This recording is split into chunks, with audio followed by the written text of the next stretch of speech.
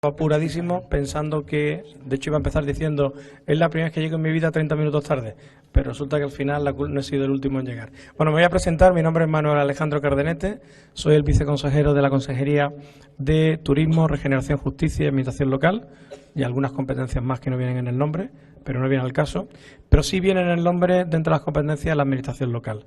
Después ya comentaré algo más concretamente, porque el motivo de este ciclo de conferencias que vamos a tener o estamos teniendo durante el día de hoy, el desafío demográfico, sí atañe a nuestra consejería, tanto en cuanto una de las competencias que tenemos, la de administración local, y es uno de los problemas que tenemos encima de la mesa en la agenda de la consejería y en la agenda del gobierno.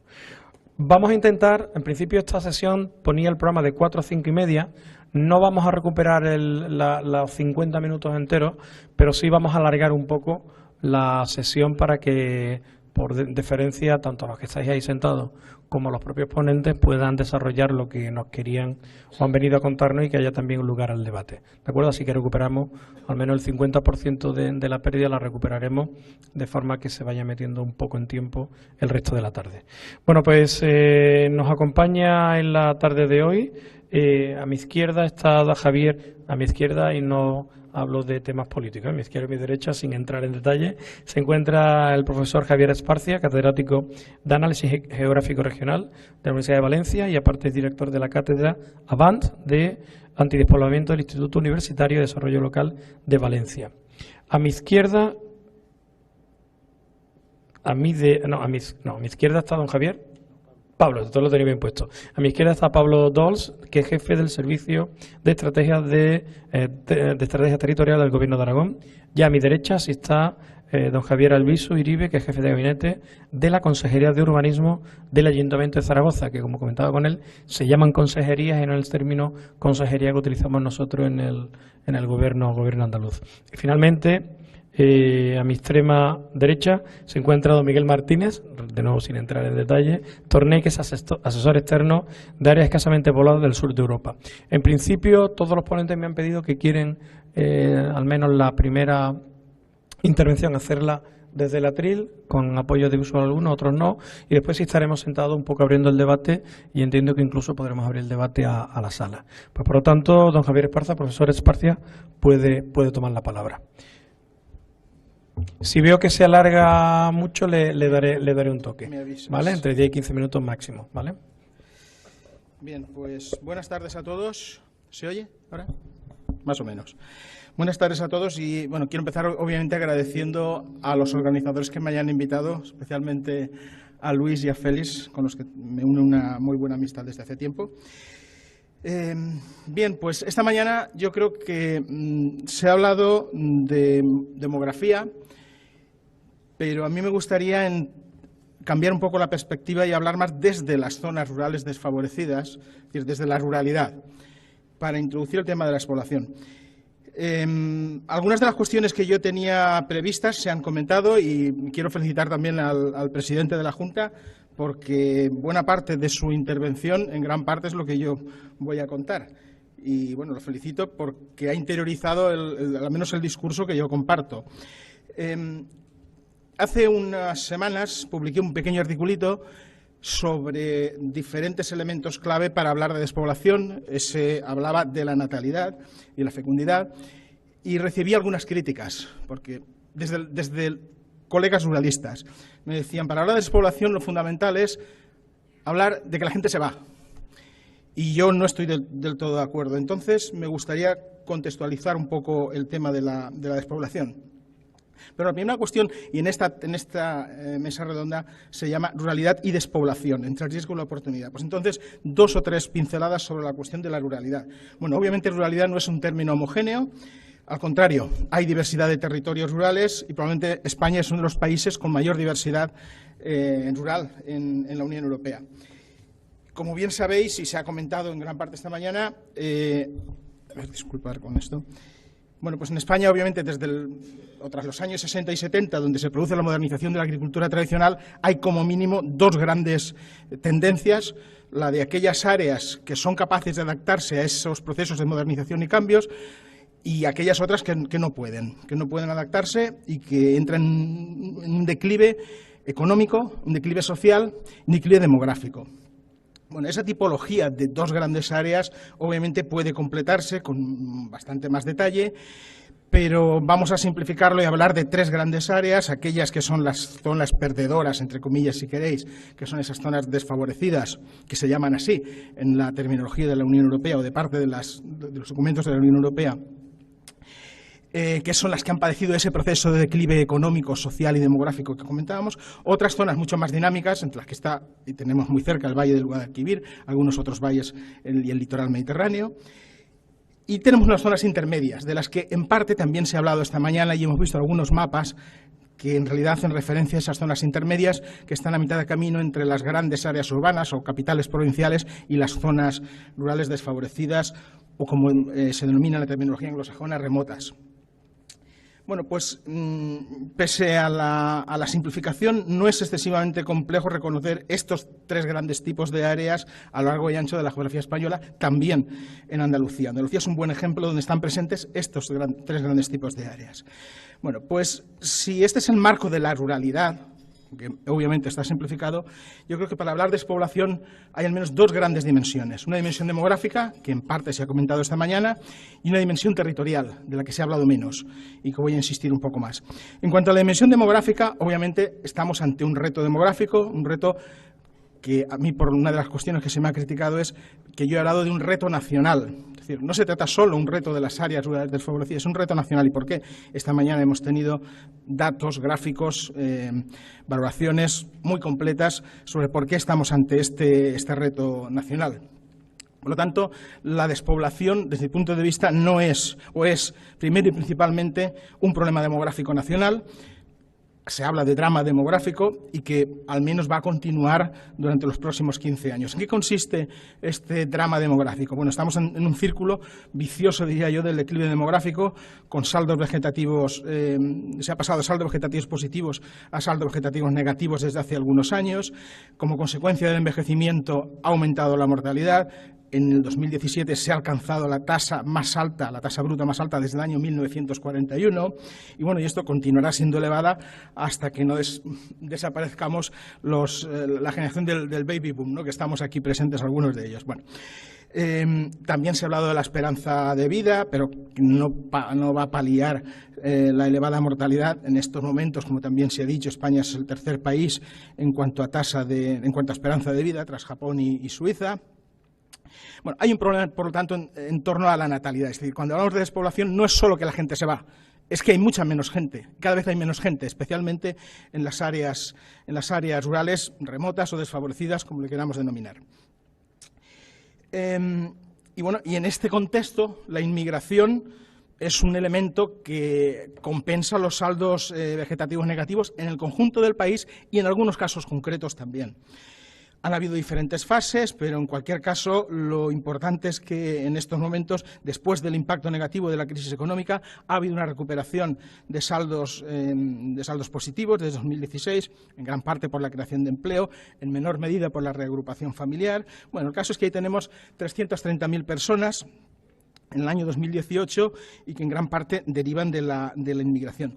Las previsiones tanto del INE como de otros organismos como el Banco de España coinciden en el mantenimiento de las tendencias al menos hasta el año, a relativamente corto plazo, hasta el año 2033, por ejemplo, y se supone que vamos a estar en torno a 4,3 millones de habitantes.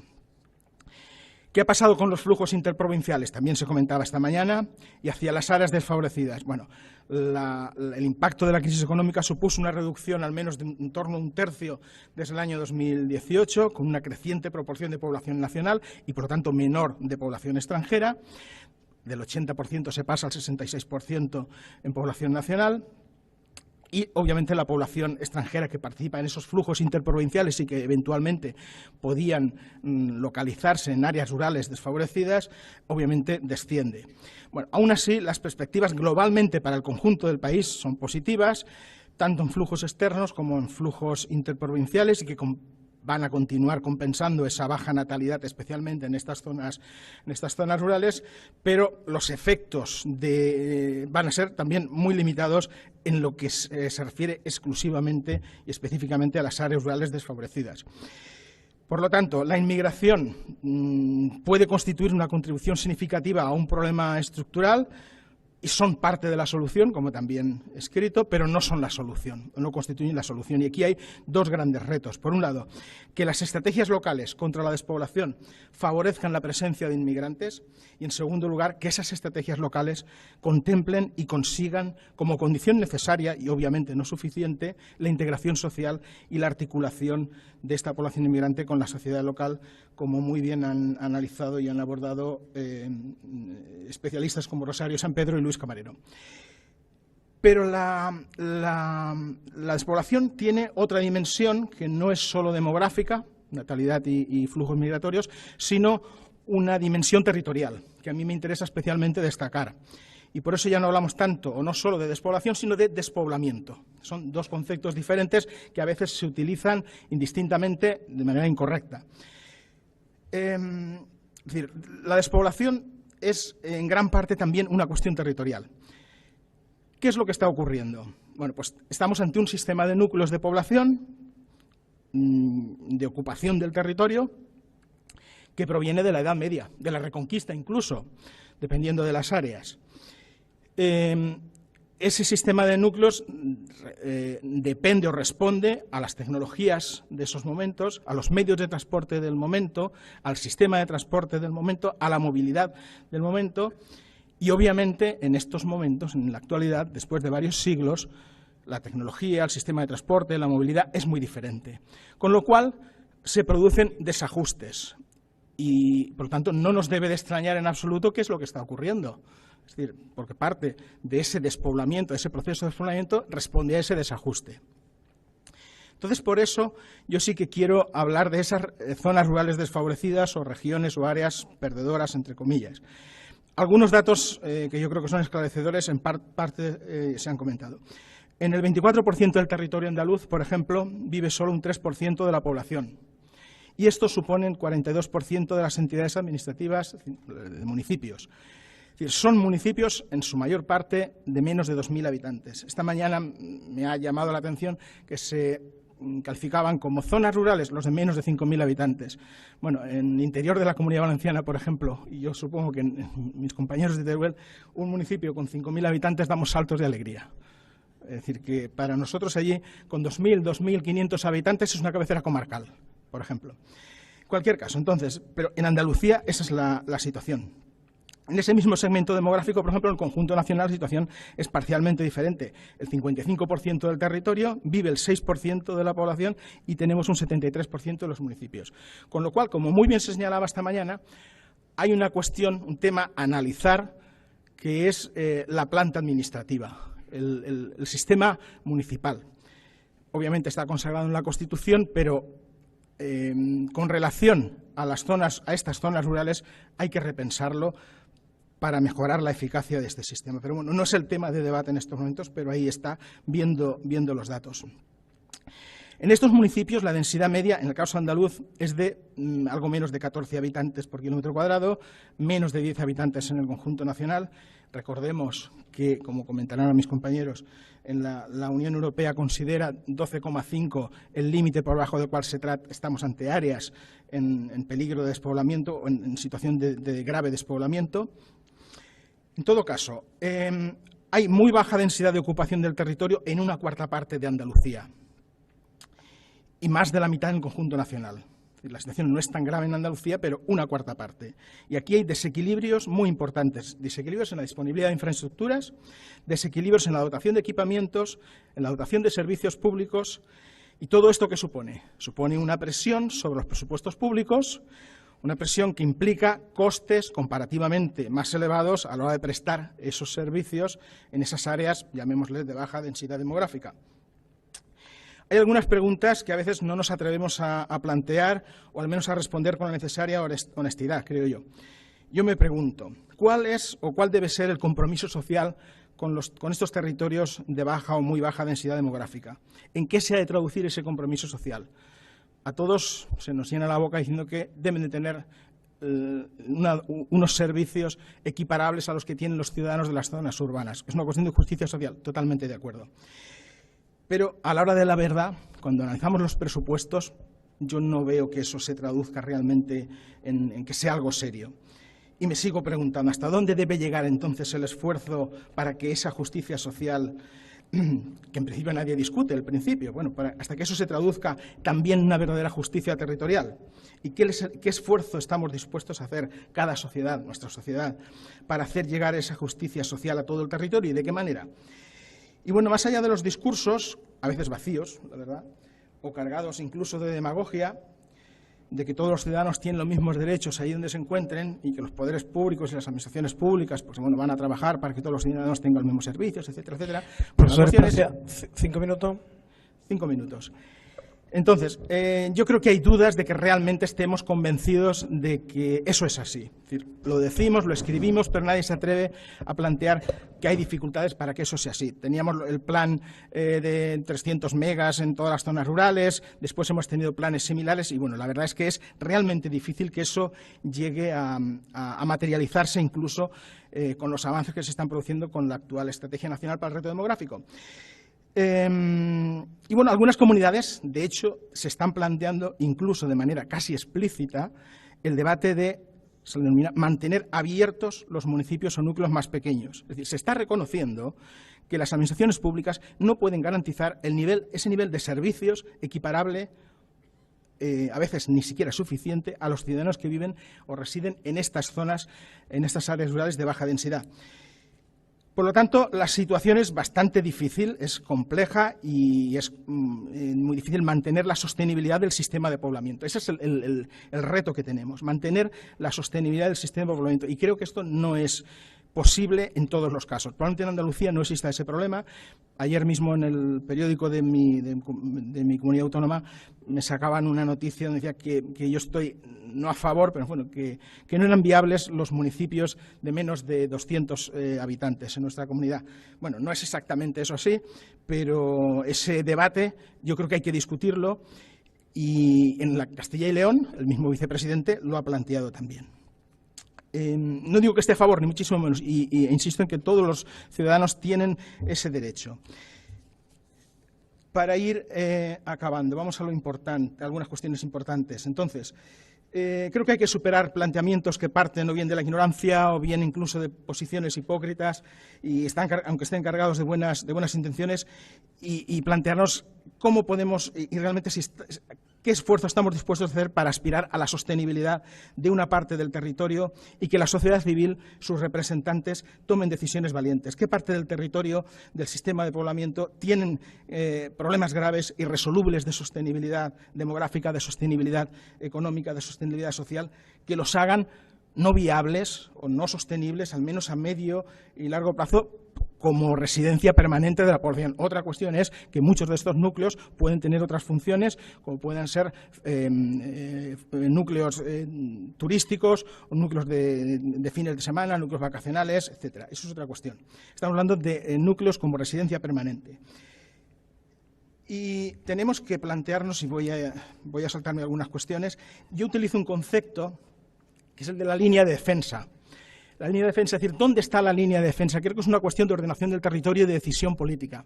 ¿Dónde está la línea de defensa en donde las administraciones públicas y la sociedad se compromete a frenar el proceso de despoblamiento?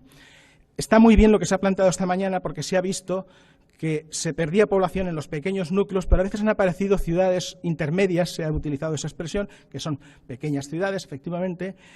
Y entonces ese es el concepto, ampliado y adaptado a las características de cada uno de los territorios, porque esas ciudades medias que retienen población probablemente sea la línea de defensa. Es decir, la población cuando sale de un municipio de 200, de 300, de 400 habitantes, tiene varias opciones. Una de ellas es marcharse a la capital provincial, pero probablemente si tiene relativamente cerca un núcleo con la dotación de servicios necesaria y con la vida social suficiente, porque a veces no es solo una cuestión de empleo, no es una cuestión de vivienda, no es solo una cuestión de servicios, es también la vida social, el dinamismo social que hay. Entonces, si una familia encuentra eso a 15, 20, 25 kilómetros, pues probablemente ya no se marcha a la capital provincial, ya no se marcha a un área metropolitana. Entonces, esas cabeceras comarcales, esas ciudades intermedias, probablemente son la línea de defensa en la que habría que pensar si vale la pena concentrar los recursos para evitar males mayores. Y esto pensado también desde una perspectiva supramunicipal. Ya no es cuestión de salvar un municipio de manera aislada, que lo vemos en las estadísticas que tiene o que pierde tanta población, sino de territorios. ¿Qué es lo que está pasando en los territorios? Por lo tanto, insisto en que hay que ver cuál es la situación en cada uno de los territorios y no se trata tanto de un tamaño demográfico específico, sino de qué es lo que ocurre en el conjunto del territorio, porque las soluciones son también del territorio, son globales para ese territorio. Es, por lo tanto, una visión supracomarcal. Y acabo con un pequeño resumen de las 4 o 5 ideas que yo quería plantear. Primero, la despoblación se ha de abordar en un contexto que es mucho más amplio, el del reto demográfico que tiene todo el país y no solo las áreas rurales desfavorecidas.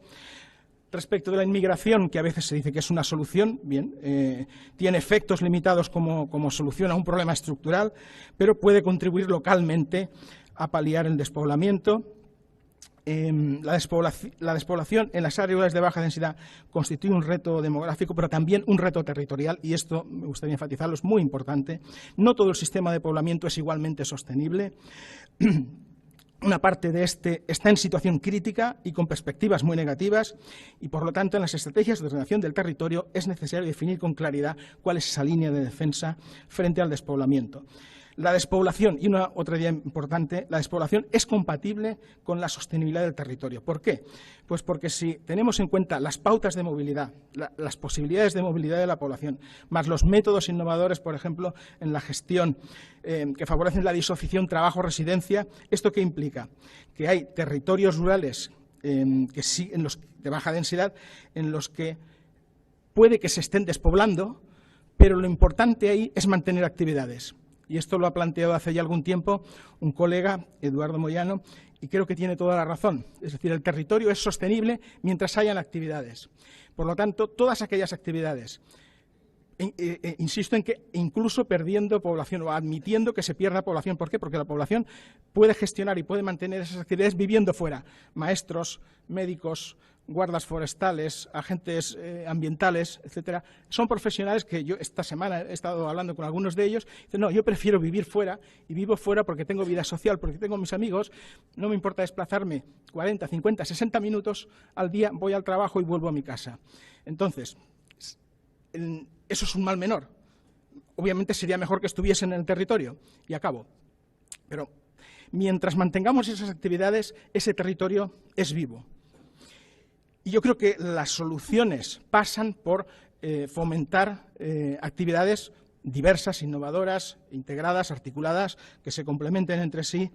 Y ahí está la segunda parte del título que tiene esta mesa redonda sobre entre el riesgo y la oportunidad. Y efectivamente muchas de estas áreas rurales han pasado de riesgos, y pongo un ejemplo y acabo, el interior de la provincia de Teruel, el interior de la provincia de Castellón, zonas donde no hayan posibilidades de prácticamente ninguna actividad, abandono de la agricultura tradicional, y hace unos años surge la trufa. Y lo que era un riesgo de despoblamiento, una situación que prácticamente no habían potencialidades productivas, en estos momentos es una oportunidad de desarrollo muy importante. Y todos mis compañeros de Teruel probablemente de Aragón puedan comentar esta cuestión. Bueno, pues aquí dejo algunas pinceladas y espero y supongo que al acabar las intervenciones tendremos la oportunidad de ampliar. Muchas gracias por vuestra atención. Muchas gracias, profesor Esparcia.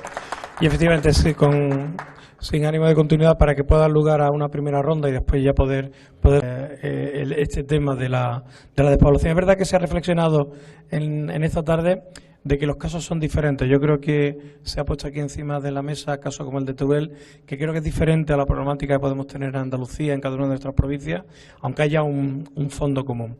A modo de recetario, y con eso enlazaré con la pregunta que quiero hacer a los 4 ponentes para un poco un debate. Desde la Junta tenemos un programa para el fomento del empleo agrario, el PFA con 63 millones, subvenciones para afrontar necesidades surgidas en situaciones de emergencia y catástrofe, unos 4.300.000, subvenciones para municipios y entidades locales autónomas de menos de 1.500 habitantes, que llamamos el programa SEDES 1, entre 1.500 y 20.000 habitantes, ya lo de 20.000 para algunos de vosotros ya sería ya la bomba, porque he escuchado SEDES 2, transferencia a entidades autónomas, locales autónomas, 2,5 millones. Desarrollo e implantación de servicios públicos digitales, son algo más de 800.000 euros que son FEDER. Y concesión de ayudas en especie, unos 3 millones de euros. Hay algunos programas más, pero básicamente es el armazón central de gran parte de la Dirección General de Administración Local. Imagínense que ustedes cuatro están en mi lugar, son el viceconsejero de esta consejería que tiene Administración Local, son los responsables del presupuesto, les dan 80 millones de euros. ¿Cuál sería la primera medida, la clave o la primera, la más importante, que diera lugar a definir qué hacer para parar el despoblamiento? Como no son de aquí, yo sí soy de aquí, pues yo tengo una segunda residencia en Cazalla de la Sierra, donde se ha bajado ya de los 5.000 habitantes, que volviendo a escucharos nos sentimos casi honrados, pero hemos bajado de 5.000 habitantes y efectivamente se está empezando a acercar peligrosamente a los 4.500 habitantes. ¿Cuál sería esa decisión principal que me asesoraría y me recomendarían para empezar a frenar esa despoblación? ¿Quién quiera pedir la palabra? Muchas gracias. Bueno, la verdad es que hacer listas a los Reyes Magos es fácil, pero los 80 millones son 80 millones. Son las fechas, pero los 80 millones acaban pronto. Bueno, yo diría 4 cuestiones. 2 que pueden tener cierto coste y 2 que son prácticamente gratis. La primera cuestión, coincidiendo con mi tocayo Javier, es decir, creo que hay que definir muy bien la escala y los territorios. Parece que es fácil, pero no lo es, porque en función del territorio en el que vamos a actuar son las estrategias, y en función de esas estrategias priorizamos unos recursos u otros. Entonces, bueno, aquí tenéis unas áreas líder, tenéis unas comarcas más o menos estables, y bueno, y eso puede ser un punto de referencia. Con una idea, creo yo que es importante definir ahí, que son las relaciones funcionales dentro de ese territorio. Es decir, no estamos pensando solo en los municipios rurales de menos de 5.000, de 4.000, de 3.000, sino en cuáles son los núcleos de soporte, cuáles son las cabeceras comarcales, qué funciones tienen. Y eso es una cuestión que casi es gratis porque desde la propia Administración prácticamente lo tenéis trabajado. Entonces, definir claramente primero el mapa de intervención. En segundo lugar, que sí que cuesta dinero, que aquí ya viene la lista de los Reyes Magos, que es lo que mis compañeros han comentado y que podríamos resumir como sistema de soporte de servicios físicos, servicios tangibles a la población, desde banda ancha, etcétera, etcétera, y aquí adaptado a las necesidades del territorio, bueno, con un objetivo, obviamente, que es calidad de vida, pero también sistema de soporte de tipo productivo.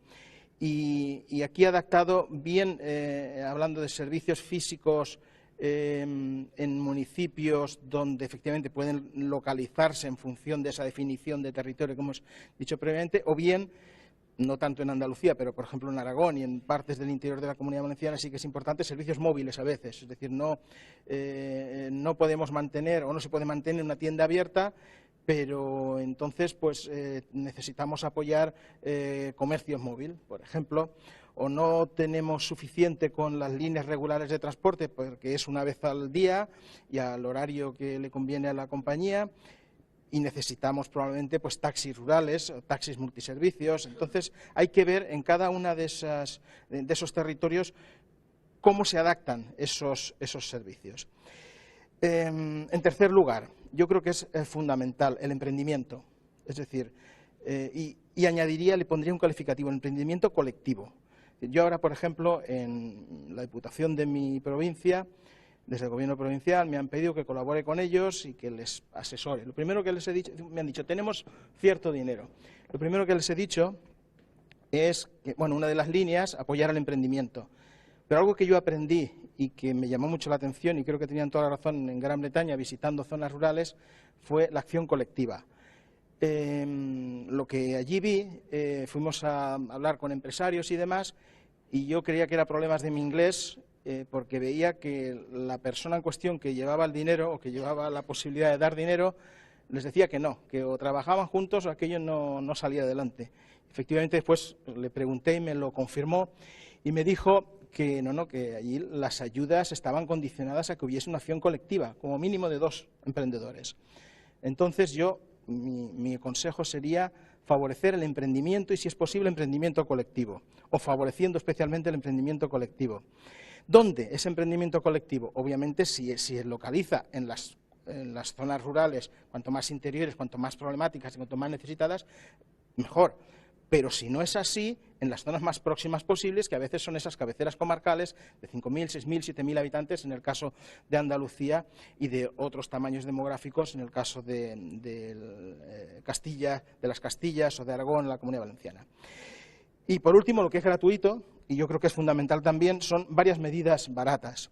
Por un lado, aprovechar la posibilidad que se ha abierto de fiscalidad diferencial. Como planteaba Miguel en el informe de SESPA, en parte lo que se ha hecho, uno de los informes que han promovido ha sido el análisis de la fiscalidad diferencial, y esto proviene de una denuncia, él lo conoce mucho mejor que yo, una denuncia que hizo la Comisión Europea contra el gobierno noruego porque estaban aplicando fiscalidad diferencial a sus zonas rurales. Bueno, en Noruega no es miembro de la Unión Europea, pero sí del Espacio Económico Europeo. Bueno, al final, al cabo de varios años, el gobierno noruego ha ganado esa demanda, con lo cual puede mantener y mantiene fiscalidad diferencial en sus zonas rurales. Entonces, ha abierto una ventana de oportunidad que yo creo que hay que explorar y ver en qué medida esa fiscalidad diferencial podemos aplicarla también en España y podemos aprovechar para favorecer y estimular, por ejemplo, ese emprendimiento colectivo añadiendo las ayudas de esos 80 millones que tenemos ahí en la cartera. Medidas baratas también, un esfuerzo en adaptación normativa.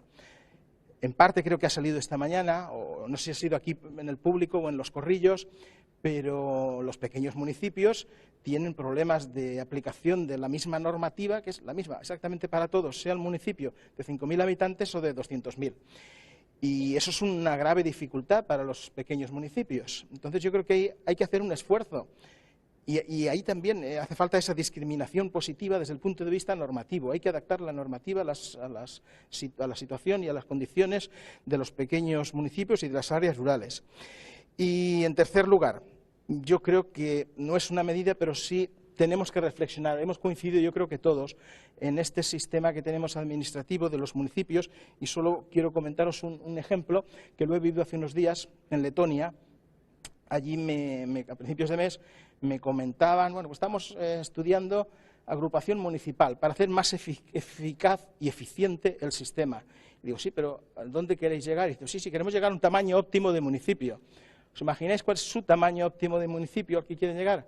54.000, 55.000 habitantes. Con eso os lo digo en todo. No digo que aquí haya que avanzar en esa línea y no digo que haya que abandonar. Y eso no supone una pérdida de vitalidad. El que un núcleo de población no tenga ayuntamiento no implica, desde el punto de vista, que pierda vitalidad. La vitalidad social, la vitalidad económica se puede mantener. Lo importante yo creo que es hacer más eficaz, más dinámico el sistema de gestión del territorio desde el punto de vista de la administración local. Bueno, pues ahí hay algunas medidas que estas son gratis, es cuestión de ponerse manos a la obra. Gracias. Bueno, muchas gracias a los cuatro. De forma rápida, para al menos tener una intervención del público, porque no nos queda mucho tiempo. Una pregunta, si te identificas y así todo. Soy Ignacio García Saura, soy el gerente de la Red Andaluza para el Desarrollo Rural.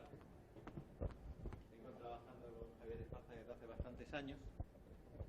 Me han oído bien, ¿no? Sí, vale. Sigue. Y simplemente pues quería coincidir en el diagnóstico, porque venimos trabajando en este diagnóstico desde hace muchísimos años. Desarrollo Rural tiene 25 años de experiencia en la Unión Europea. Y lo curioso es que tenemos herramientas, las hemos dotado hasta ahora de fondos magros, pero tenían fondos, y lo que teníamos era una forma de trabajar bastante más permisible para conseguir precisamente los logros que queríamos, que era evitar la despoblación y fomentar la diversificación económica, que no dependiéramos todo de la base agraria, dotar de servicios a la población rural de calidad y, sin embargo, en los últimos años, y bueno, en fin, también podré decir que como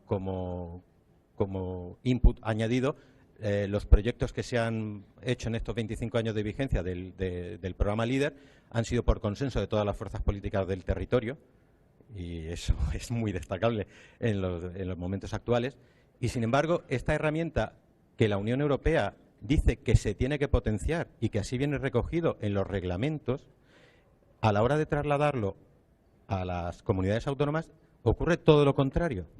Se constriñe de administración y burocracia, con lo cual los agentes del territorio tienen que estar precisamente para lo que no deben de estar, que es para contestar a toda esa administración y burocracia en lugar de dinamizar y ser referentes sociales.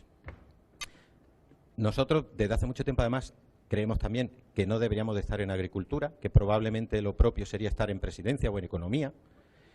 Bueno, el nuevo gobierno tiene una oportunidad. A ver si, bueno, nos podíamos reunir, viceconsejero, nosotros le tendemos la mano para poder reunirnos y precisamente abordar esto, porque realmente en Andalucía hemos sido referente a nivel europeo y ahora no lo somos. Vale, no sé si es por alusiones que ha pedido la palabra o... Sí, es por alusiones. No es por alusiones, perdón. Vale. Respondemos entonces, creía que era... Sí. Sí, Ignacio o Nacho, tienes toda la razón. A ver, yo creo que en gran parte en España y en Andalucía y en otras comunidades autónomas no hemos sabido aprovechar un instrumento realmente potente que nos puso la Comisión encima de la mesa.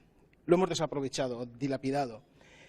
Y en el fondo yo creo que con frecuencia no hemos creído, o algunos responsables no han entendido, o entendiéndolo no han querido aprovecharlo. Pero yo me he encontrado con muchos responsables que realmente no entendían lo que era esto. Entonces yo invito al viceconsejero a que reflexionen sobre el potencial que tiene un instrumento como este. Voy a contar solo un ejemplo. Miguel ha puesto como ejemplo de éxito los Highlands and Islands. Efectivamente es así, basado en que en gran parte, bueno, allí por un lado, él no lo ha comentado, pero aparte de esos millones que él ha dicho, está el dinero del petróleo. Hay un enraizamiento de la población con la cultura escocesa que es fundamental. La película de Braveheart hizo muchísimo para que la gente se identificase con su territorio. En fin, hay diferentes aspectos. Pero bueno, ahí tenemos esa agencia territorial que él ha dicho. Bueno, pues sin ir más lejos, si nos vamos a Francia, podemos ir a estos países, que hay muchos, y bueno, el territorio son los países, estas comarcas o macrocomarcas, y podemos encontrar muchos ejemplos que han surgido a partir de grupos de acción local y se han convertido en algo similar a la escala francesa y al estilo francés en la Agencia de Desarrollo Territorial. Cerca de Toulouse estuve un par de años y lo que me contaban es, allí había un grupo de acción local con 3 técnicos, hacía 10 o 12 años, y en esos momentos eran 22 personas. 22 personas que abarcaban desde turismo, servicios sociales, un equipo potente, al estilo de las Highlands, no llegaban a ser tan potente, pero bueno, estaban encantados. Y era un equipo y una agencia, independientemente del color político, que trascendía los cambios políticos y que todos había un compromiso, y yo diría que hasta consenso, a mí no me gusta mucho la palabra consenso, pero lo había, aparentemente al menos, de que aquel era el instrumento de desarrollo territorial que necesitaba el territorio. Y lo estaban utilizando, y habían puesto recursos. Entonces, yo invito al viceconsejero a que en Andalucía aprovechen la oportunidad para reflexionar sobre el potencial que tiene este instrumento. No sé exactamente cuál es la media. Hemos hecho la evaluación hace unos meses, y Nacho lo sabe, sobre el LEADER en España. No recuerdo en qué situación estaba Andalucía en cuanto a dotación económica en cada uno de los grupos de acción local, pero entre los 3 millones de euros mínimos que plantea Bruselas, los 10 del País Vasco, hay margen de maniobra, y hay que recordar que hace 10 o 15 años teníamos una media de 7 o 8 millones de euros en cada uno de los grupos de acción local, y que ahora estamos en 3,5, 4, se mueven una gran parte de los grupos de acción local. Con 3,5 millones, 4, prácticamente no se puede hacer nada. Eso es justificar, pues bueno, que estamos allí, que hay unos técnicos, se pagan los sueldos, se mantiene abierto el edificio y cuando viene la gente a preguntar, pues se le informa y se le dan algunas ayudas. Pero si se quiere aprovechar realmente todo el potencial que tienen los grupos de acción local y el programa LEADER, en definitiva, y el enfoque territorial, yo creo que ahí las comunidades autónomas, invito a la comunidad autónoma andaluza a que se comprometa y cofinancie adecuada y suficientemente a los grupos de acción local, también teniendo en cuenta una cuestión, que los equipos técnicos son fundamentales, pero también tienen que renovarse en la medida en la que sea necesaria y que sean un instrumento de intervención en el territorio porque las posibilidades están ahí. Entonces, ahí está la invitación. Pero rapidísimo. Una aclaración, el petróleo en Escocia no supuso casi nada, salvo en un periodo en los años 70, muy breve, cuando se desarrolló la industria. Ahora mismo quedan unas instalaciones en Moray Firth y poco más. Representan menos del 3% del PIB de la región en este momento. O sea, no tiene relevancia los efectos de lo que he dicho. Muchas gracias. Me identifico, soy Félix Requena, catedrático de Sociología de la Universidad de Málaga. Lo primero, quiero felicitaros por el nivel académico y pragmático que habéis puesto de manifiesto. Pero respondiendo a esa pregunta, viceconsejero, estoy muy de acuerdo con lo que ha dicho Miguel Martínez Tomei. Realmente, en primer lugar, y lo dice una persona que se ha ido a vivir de la ciudad al campo, hay un problema importante y es la definición del concepto de rural. Todo lo rural no puede ser explotación agropecuaria o explotación forestal o explotación agraria o explotación ganadera. Hoy día, con los medios que hay, yo entiendo, por lo menos así lo he visto en otros países desarrollados, que el campo como extensión periurbana que genera ocio, cultura, actividades, como bien habéis dicho, mientras haya actividades está vivo el campo. La inversión en donde me gastaría esos 80 millones, que multiplicado por 4 es una legislatura, son más de 300 millones, es infraestructura. Es verdad que infraestructura de nueva tecnología ha salido aquí mucho en el papel, la banda ancha, etcétera, pero esos mercados que se pueden vender en el otro lado del charco necesitan después de infraestructura tradicional para que los camiones vayan y vendan las aceitunas o el grano que habéis dicho. Entonces, lo que no me cabe ninguna duda es invertir en infraestructura y, sobre todo, reconcebir un poco la definición de lo que es lo rural, porque realmente hay en estas zonas urbanas donde ya hay una especie de colapso, porque las ciudades no pueden crecer ya mucho más de lo que crecen, tienen que ir a esas zonas periurbanas, hay que dar cabida a una serie de servicios que van a enriquecer el campo, pero que al mismo tiempo van a facilitar las posibilidades de movilidad con otras áreas un poco más centrales, como bien estaba diciendo Javier Esparcia, ¿no? Es un poco esa es la idea, y desde la consejería estoy seguro que se puede hacer y hay voluntad de hacerlo. Un pequeño matiz, y es que he vivido 10 años en Galicia, y claro, el campo andaluz no tiene nada que ver con el campo gallego, O sea, vinieron unos amigos a visitarme una vez con sus niños pequeños y después de pasearlos por toda Galicia decían: oye, papá, ¿y aquí dónde están los pueblos? Porque no hay concentración de la población, básicamente. Allí hay mucha dispersión, en Andalucía es diferente, ¿no?